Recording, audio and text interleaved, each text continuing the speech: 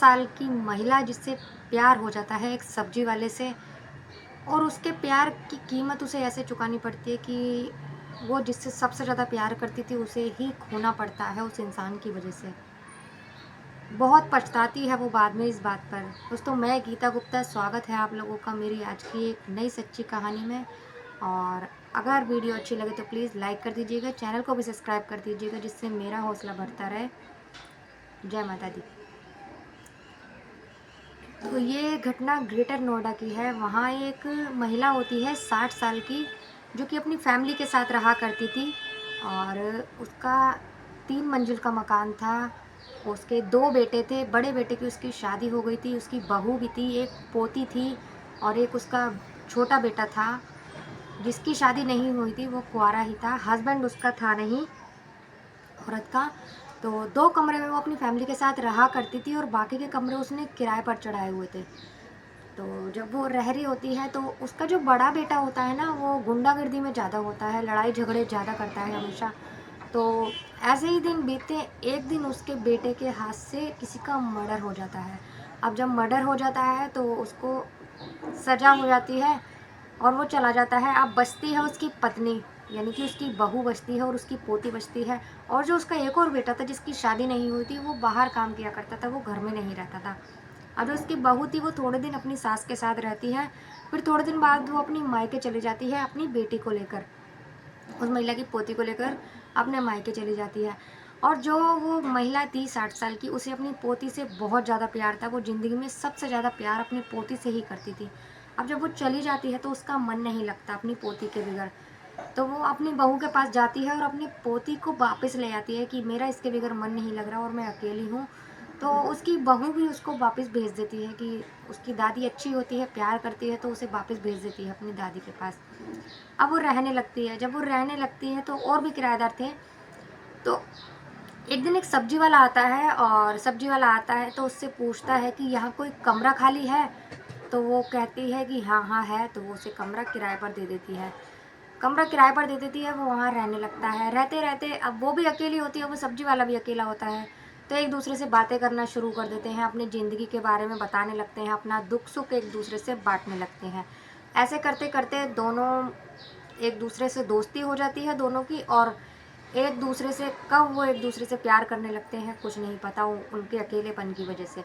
जब ऐसा होता है तो वो सब्जी वाला अक्सर, उसकी पोती भी रहती थी उसके साथ, अक्सर उसके यहाँ आया करता था, बैठा करता था और कभी कभी रात में भी रुक जाया करता था। ऐसा करने पर वो रात को जब दारू पी लेता था उसके यहाँ, तो उसके साथ मारपीट भी किया करता था, साथ ही उसकी पोती को भी मारा करता था। जब वो उसकी पोती को मारता था तो वो महिला अपनी पोती को बचा लेती थी, उसे मारने नहीं देती थी। इतना सब होता था उसके बाद भी वो महिला उसके साथ रिलेशन बनाती थी, उसके साथ संबंध बनाया करती थी। और काफ़ी टाइम निकलने के बाद दोनों कहते हैं कि हमें शादी कर लेनी चाहिए। तो दोनों कहते हैं कि हाँ, अब हमें शादी कर लेनी चाहिए अगर हमें ज़िंदगी भर साथ रहना है तो। और इस बात का पता बाकी जो किराएदार थे उन लोगों को भी पता था, आस पड़ोस वालों को भी पता था, मोहल्ले वालों को, सबको इस बात का पता चल चुका होता है। एक दिन उसकी पोती गायब हो जाती है, बाहर खेल रही होती है तो उसकी पोती गायब हो जाती है। जब उसकी पोती गायब हो जाती है तो वो ढूंढती है इधर उधर, जब नहीं मिलती तो वो कंप्लेन करती है कि मेरी पोती नहीं मिल रही है। उसकी पोती 3 साल की थी। जब वो नहीं मिलती तो पुलिस ढूंढना शुरू करती है। जब ढूंढने की शुरुआत वो अपनी उसकी दादी से ही करती है, उसी महिला से, उससे पूछती है कि तुम्हारे घर में कौन कौन रहता है और कैसे, कितने जने रहते हैं। तो वो बताती है कि ऐसे ऐसे रहते हैं, मेरे बेटे ने किसी का मर्डर कर दिया था तो उसको सज़ा हो गई है, और मेरी जो बहू है अपने मायके चली गई है और अपनी बेटी को मेरे पास ही छोड़ के चली गई है। उसने ये नहीं बताया था कि मैंने खुद अपनी पोती को बुलवाया है, पहले मेरी बहू के साथ थी। वो कहती है कि पोती को छोड़कर चली गई है। जब वो पुलिस को ये बात पता चलती है तो वो ढूंढना शुरू करती है। वो उसके मायके जाते हैं, उसकी बहू के मायके जाते हैं, उससे पूछताछ करते हैं।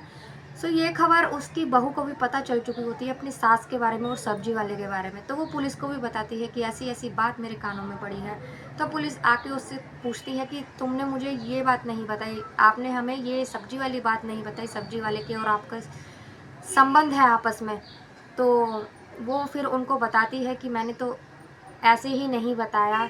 तो सब्जी वाले से पूछताछ की जाती है, फिर सबकी लोकेशन निकाली जाती है। तो सब्जी वाले की लोकेशन के मुताबिक उस जगह पे जाया जाता है।